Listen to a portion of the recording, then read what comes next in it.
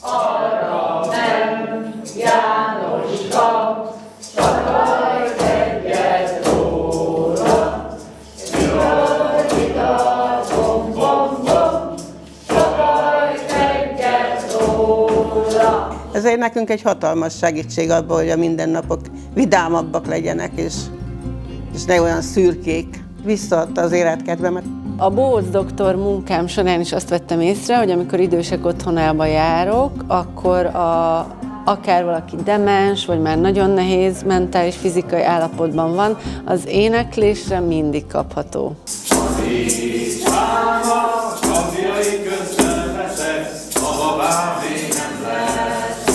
Olyan dalokat énekelünk, amiket az idősebb emberek ismernek, tehát hogy a legtöbb dalt egyébként ők javasolják, de mi is készülünk nagyon sok dallal.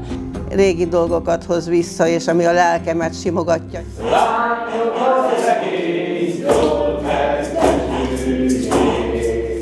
Nagyon fontos szerintem az, hogy ők ezáltal egy részük aktívabbá válik. Maga az, hogy készülnek erre, eljönnek, itt vannak, részt vesznek benne.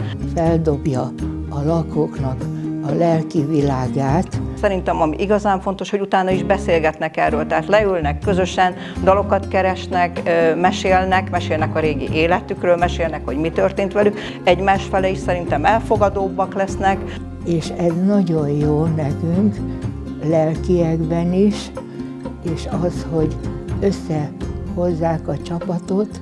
És igazából az aktivitásuk is megmarad ezáltal, hogy jönnek, énekelnek, jól érzik magukat, és még utána is ennek van egy ilyen kis utóélete.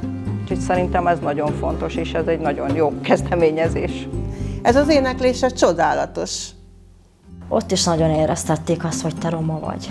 Mert most úgy van, hogy van cigányterem, meg magyar terem. Elég fajgyűlölő műtős jött értem, amikor meglátta egyből, mondta, azt mondja, fúj már megint cigány. Szerintem nagyon jó, hogy van egy ilyen kezdeményezés a részletekről egyébként, hogy megkerestek olyan nőket, akik a szülés élményeiket elmesélik. Pontosan amiatt, hogy felhívjuk a figyelmet arra, hogy nem minden olyan, ami ennek elképzeljük.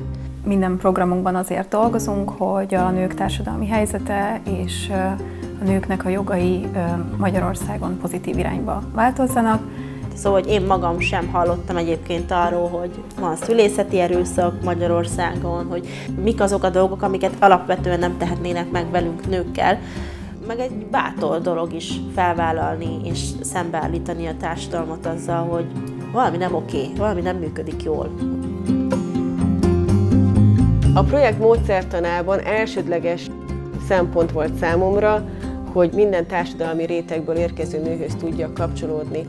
És bár szerettem volna kimozdulni a saját társadalmi rétegemből, ez nem tudott létrejönni.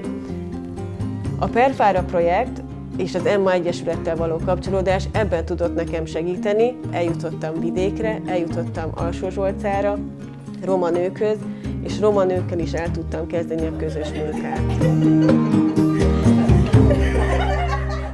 Szóval én azt látom rajtuk, hogy nekik nagyon sokat jelentett az, hogy elmondhatták a történeteiket, hogy valakinek fontos volt az, hogy ők is elmondhassák. Meg hát nyilván kicsit tabudöntögető is, hogy ezekről a dolgokról így nyilvánosság előtt beszélünk, meg felvállaljuk.